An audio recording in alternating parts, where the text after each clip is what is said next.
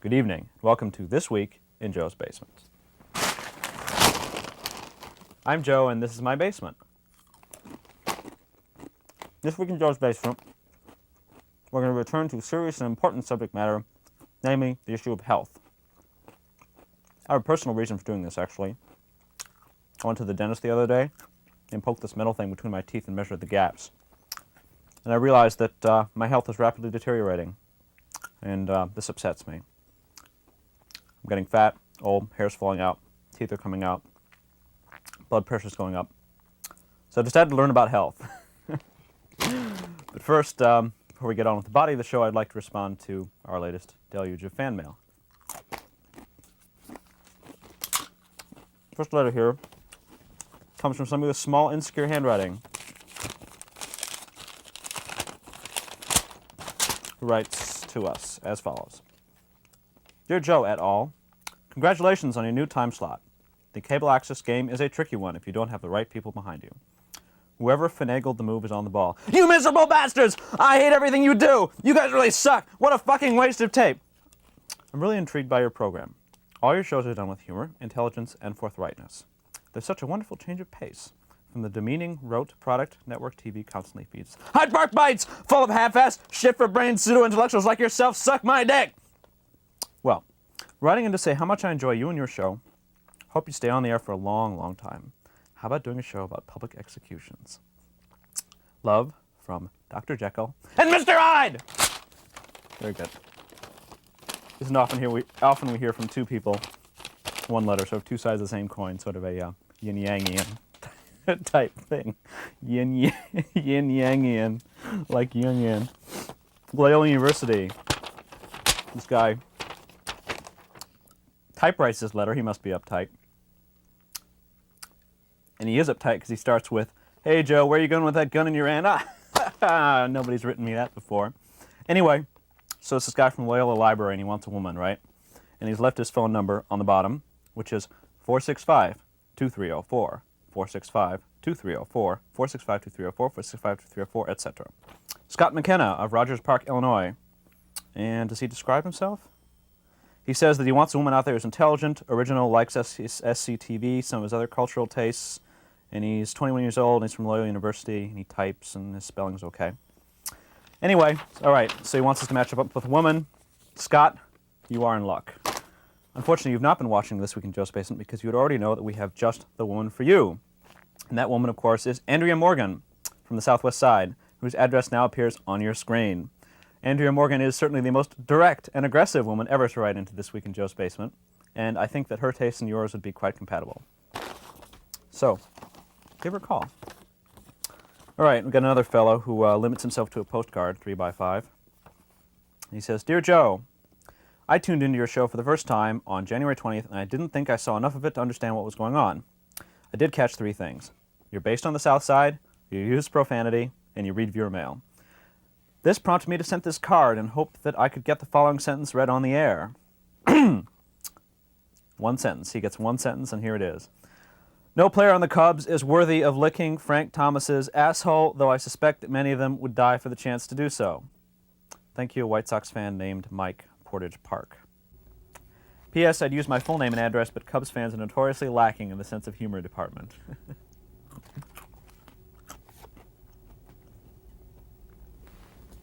Better?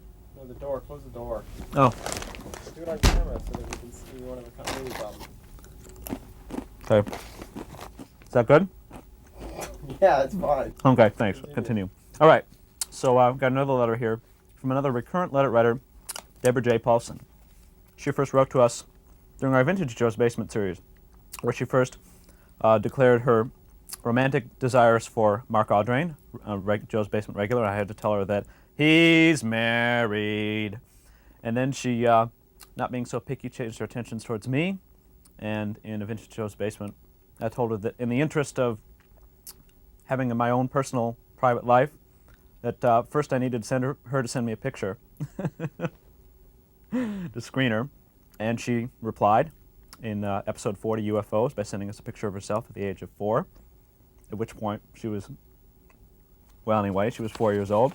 Now, so in last week's episode, number 42, Interpretation of Dreams, we did a little bit of humorous shtick, where we had an actress portray Deb Paulson as if I actually met her in my dreams. And Deb is responding to this. Dear Joe, so, your self-conscious mind has been projecting bondage and mutilation fantasies on one of your more peaceful viewers. I must compliment Joan Polner on her portrayal of me as a fan on the edge. It was a surprisingly convincing portrayal, particularly the beatific smile on her face as she was handcuffed by the Dream Police. Joe, I have only one bone of contention. Now any guy I date will be expecting the old duct tape and scissors routine. As ever, I remain fanatically yours, Deb Paulson. Thank you, Deb. To wrap up the viewer mail this week with a letter from King Zeke, who's our finest letter writer from planet Zarkon Frolinger. That's his home planet. He used to write us often. Now he's returning to the fold with some 5-pronged King Zeke special stationery. And he writes, Hi, King Joe. I, King Zeke, am investigating a scandal. This butt picture was shot through 5 buildings. He encloses the butt picture.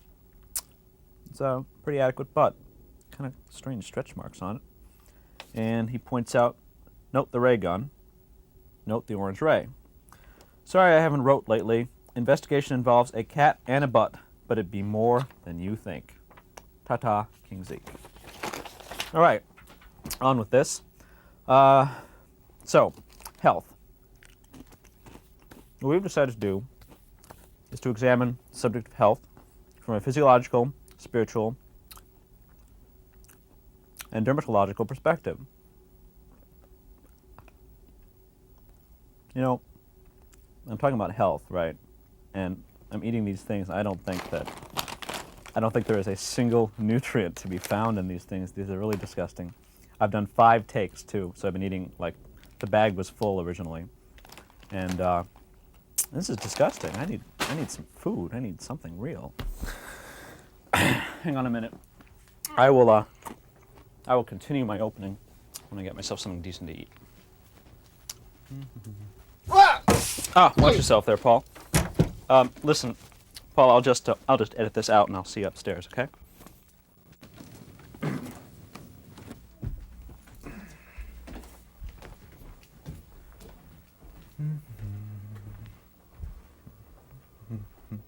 Hi, Michelle. Here you go. Plenty of mayonnaise. Oh, thanks. Do you know I like mayonnaise? Wait a minute. How did she know I wanted a sandwich? Well, it's a nice sandwich. Oh well.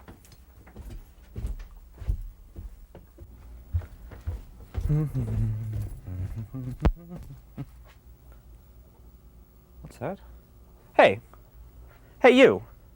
Hey, what are you doing there? What's up? Oh, hi, Joe. What's with that tape recorder? What are you doing? I'm your continuity man. A continuity man? I don't ever recall hiring a continuity man. Oh well, carry on. Continuity man.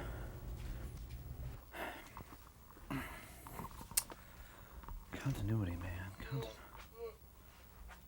I'm sorry, Paul. Here, let me give you a hand. Thanks, Joe. All right. That was strange. Let's get on with this. So, what in the hell is this? This is not how I left my mail. What in the hell is this? There are all these suspicious things going on here, and I don't know what to do. Better call a psychic. I'm getting here a visit from someone from a distance, and I feel I want to say within a week or two. Within a week or two. And I determine time by the distance these leaves go in the cup here. And I have the cup divided into the 12 months of the year. Okay. I don't see anything here that I would call negative as far as you're personally concerned. I don't see cross conditions, as far as you are concerned. Mm-hmm. I feel here things are going to run on a fairly even keel. And I also feel some new avenues of thought for you. I've recently had reason to suspect that someone who I trust, someone within my organization at Joe's Basement, is in fact betraying our creative secrets to other people, other television shows. And I'd like some insight. Okay, when you first mentioned the problem to me at this point, I felt that it probably was 3 to 4 months old, so it's fairly recent, so that doesn't mean that someone has been doing it for a long period of time, if it in fact is the same person. But I feel more, too, that somebody is talking about you, but more in a creative sense and more in a unusual with friends, and if there is people from other news media around, that would be one way that they are picking it up, but I feel it's more of a friend of a friend. Mm-hmm. So it's not a direct going to someone. That's what I pick up at this point. But I feel Spirit also tells me that 90% of your problem is yourself for some reason. Right. Well, I don't care what anybody says. There's definitely a spy in my organization. I better find him. Hey, Mole. Hi! So, who's the spy? Spy? Yes, there's a spy in This Week in Joe's Basement. Who is he? There's no spy, Joe. Yes, there is! Everyone in the organization can be trusted implicitly. Oh. All right. I don't know about that. Butt creature. What do you think? I thought so. Construction worker? Who's the spy? For the benefit of those of you who have never actually been a spy, I'd like to tell you a story which may illustrate just how difficult it can be. When I worked for the CIA, I had to switch to a different building about halfway through an operation, and it became apparent right from the beginning that one of my co-workers was a double agent. Of course, being in the CIA and a good spy and all that, we referred to him in spy lingo as a mole. And, well, it was just very difficult to work under those circumstances. Mole. The mole. Yeah, I wonder if it could be the mole. So I'm very concerned about, there's this creature that I work with called the mole. The mole. He's a mole, and I'm very concerned about him, and I feel that he may not be trustworthy, that he may be a spy, giving away creative secrets of mine to other organizations, to possibly MTV. I was wondering if you can tell me about him. Well, the image that I get of the mole, okay, Joe, is yes, I think he's a little bit of an opportunist, but I also think there's a very lazy side to him, too. Mm-hmm. So if he comes upon some information, say by chance, yes, then he'll jump on it. But if you kind of protect yourself and take precautions and maybe lock up your ideas or just tell the people who you can trust, then that's fine. Mm-hmm. Because I don't think he is that much of a person that would go after information. Mm-hmm. Okay, I think he needs some provocation. Okay. He's not a person, actually. He's actually a creature. He's a mole. He is a mole. Yes. Oh, he is M-O-L-E, a little Yes. creature. Yes, that's right. Oh, okay. Okay, that's a little bit different then. It's another reason why I find him hard to trust. It's strange to relate to him. Does he have a name? It's just the mole. I've always called him the mole. If he has any other name, I'm not familiar with that. See, maybe you should find out what his name is. And then you would be on a more personal one-to-one basis with him. Yeah. And then he might let down his guard a little bit. I'm wondering what you can tell me whether he is trustworthy or not. All right. I want to say an opportunist. You think he's an opportunist? Uh-huh. Do you think I can trust him? As long as you can see him. Okay? But I feel opportunist. I want to say that word with that. Okay. In other words, if he could step on someone to get wherever he wants to head for, I feel he would do it. Yeah. Aha! So it is the mole. All right. All right. Hi, Joe. Are you or are you not a mole? Well, of course I'm a mole. Aha! Gotcha! All right. So it's definitely the mole. All right. Having established that, I think we'd better find out everything that we can about this mole. Let us examine the common mole, Talpa europaea, a small burrowing insectivore. The mole's primary diet is earthworms, in search of which they dig their elaborate networks of tunnels, although they are known as voracious eaters and will eat almost anything they come across: lizards, frogs, snakes, interestingly enough, not toads. They mate in the early spring, mid-March, for approximately 2 weeks. They're indigenous to North America, Europe, and many parts of Africa. The mole is a small animal, about 6 inches in length, of a cylindrical shape, with a long snout, somewhat pointy, culminating in nostrils. They have small eyes, partially hidden by their fur, which is a darkish brown and of a consistently short length, velvety in texture.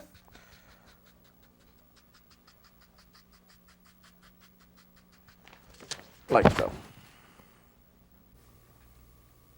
I think he is a cross between a mole from this country and maybe someone from outer space, an outer space mole. How's that? And the idea is that he's sending back to his planet Molech somewhere. Yes. I hadn't thought of that. Ah, see. What's your procedure for removing a mole once it should be seen as malignant? Well, again, it depends on where it is. Well, all right, if you're supposing it's malignant already, you never can really be sure that something's malignant until you get the biopsy. You can have a very high index of suspicion, and if you have a small lesion on a non-cosmetically significant area, trunk, arms, legs, you can simply do a narrow excision with maybe 1 or 2 millimeter border, sew it up, and check the pathology. If it turns out that it's what's called now a dysplastic nevus, that means that it is not truly malignant, has some funny changes under the microscope, then your 1 or 2 millimeter border is all that you need to do, and you simply then reevaluate the patient's other nevi with that in mind, so that once you take off 1 or 2 moles and some with multiple nevi, if you find that those are basically nothing, you can have a lowered index of suspicion of some of the other ones. Right. Right.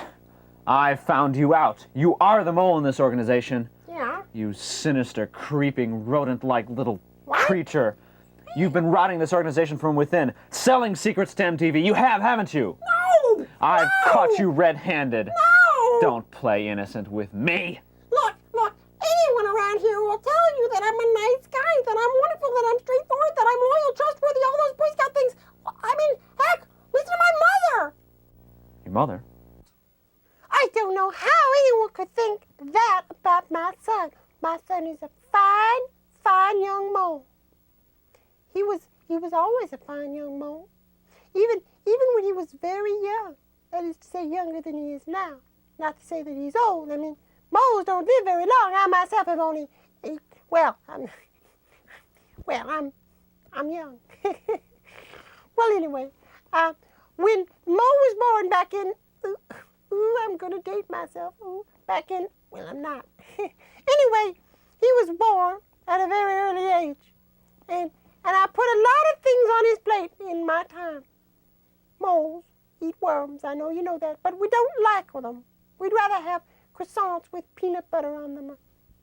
Oh, chocolate jelly donuts. Or ice cream. You know that ice cream that has the nuts and the chocolate, and it comes in those stupid little packages that say like Peace bars, and they have like a brownie, and it's anyway, we like those. Anyway, so I had served him many kinds of worms. I've served him night crawlers, and I've served him Johnson's bugs, and I've served him deep sea worms, and well, he didn't like the deep sea. Have you ever seen a deep sea worm? I mean, I can understand him not liking the deep sea worm, because the deep sea worms have these legs on them, lots of legs. And then at the front, they've got these big chompers. Right. Wow. That's pretty Massive. convincing. But you're still a spy! No! No, Right. don't do it! Don't Off do to it, the Joe! freezer with you. Ah, no! No, Joe! Right. Please! Enough Not of the you. freezer, Joe! All right. Well, now that scourge has been removed from my basement, I'd like to proceed now with the meat and substance of this week's show. So, on my doctor's and dentist's advice, decided to look more closely at the issues of health. Now, everyone's got their own perspective on what it is to constitute health, and here at Joe's Basement we like to take a rather holistic view of things and not limit ourselves to a single perspective. So we decided to look at health from, first of all, the physical musculature perspective, for which we visited a health club in the Loop, and we also decided to look at it from a psycho-spiritual perspective, for which we visited, who else? A psychic and nutritionist, and talked to them about that. And then finally, some people say that health is just on the surface, so we talked to a dermatologist. So, without further ado, let's look at health from all angles this week in Joe's Basement. So, what's your name, sir? Smitty. Smitty will do. How can we come to the health club, Smitty? Give me a minute. Okay. I know you said no hard questions. I'm sorry. Keep in shape. Plus, I have a teenage son who plays football. I got to stay one step ahead of him. Do you consider yourself a serious exercise person or whatever you call it? No, not really. Okay. I just do it for the fun of it. How long you been doing it for? Oh, I guess about 10 years. How does it work? I As in assume you you want me to sit on it. demonstrate? Well, you can demonstrate in a minute. Let me ask you, so you say it's for your butt and your legs. You come here to work out to get in shape? Yeah, more or less. Do you do it because it makes you feel better about yourself? Why do you work out? A bunch of reasons. One, because it makes me feel better. All the way around. Knowing that I'm exercising and taking care of my body is really important. I used to be a gymnast for 12 years, so and then my knees went, so it's a way that I can still kind of exercise and keep working on that. Plus, it relieves a lot of stress, things that I couldn't get out normally unless I was, punching somebody. So it works in a bunch of different ways. Did you just come here to hang out, or do you have any particular goals in coming here? Or No, like I said earlier, about 5-6 years ago, I spent way too much time in the taverns. So I decided, let's just replace a bad habit with a good habit. So I started coming to the gym, and I just put the same hours that I put into destroying myself into working out and feeling a little bit better. Was there a particular day when this revelation dawned on you that you should change your life this way? Oh, sure. I woke up and I couldn't see my knees through my belly. And I just decided it was, you can't continue your life, acting like you're 20 anymore. So after a while, you want to feel good every morning like you used to when you were a kid. So I decided to start working out and feel good again.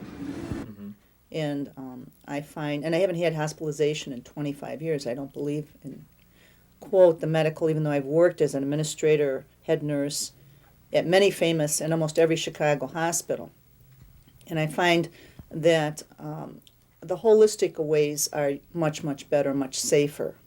For developing and sustaining people's overall health? Yes, and fasting, minor fasting, and eating the right foods, no junk food. Do you manage to come to the health club on a very regular basis, keep up a regular regimen? Yeah, 2-3 times a week. How disciplined are you about it? I enjoy it, so I guess I'm pretty well disciplined, yeah. Because I don't do anything really hard to myself. I enjoy what I do. Well, that's good. Well, what do you think about people who say no pain, no gain, that it has to be painful in order to be beneficial? They're telling the truth. They're telling the honest to God truth, can't you tell? Well, I guess at least you can't make a radical transformation without some sacrifice, huh? That's true. That's absolutely true. If you're a kid or in high school or college, you work out so much out of the year, you still maybe not do as much, but it stays with you. At least I find that with myself. And I need it. Sometimes I'll feel I'm missing something if I miss it. But then again, I don't feel guilty if I do miss. You should never feel that way. Why not? Does it drive people to extremes? Exactly. Overtraining. I mean, there are some people who come and work out 2 hours every day. Is that crazy? Yeah. Why? Unless you're an athlete, unless you're, an Olympic athlete or training for a marathon or runner, then I can see you training that. Then you've got a goal, you've got reasons for it. But some people, maybe they don't have a life, you know? Get a life outside the gym. I mean, I work here 8 hours a day, and I look forward to leaving here. I mean, I might sound negative, but no, there's only so much. I think when I go out and I have like on, you know, yeah, I mean, it shows that I've worked out. And so I think that's a plus. So you think it's a good thing for you then? Yeah. How long have you been working out? Maybe 9 years. That's a long time. Yeah. Pretty amazing, huh? Is it something you recommend to other people? Like everybody has to, yeah. Yeah, it's hard for me to imagine people not doing something for themselves, you know? Yeah, I think everybody should do it. How did you get started in it?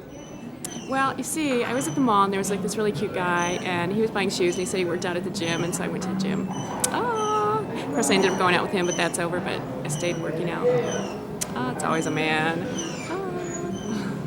You must have some people who come to you who are seriously in need of help, I would imagine, who are seeking a holistic approach to improving themselves. Well, yes, and what I try to do is go much less faster than I used to in the beginning, because the more knowledge, the more you want to share, and everybody's ready for all the knowledge.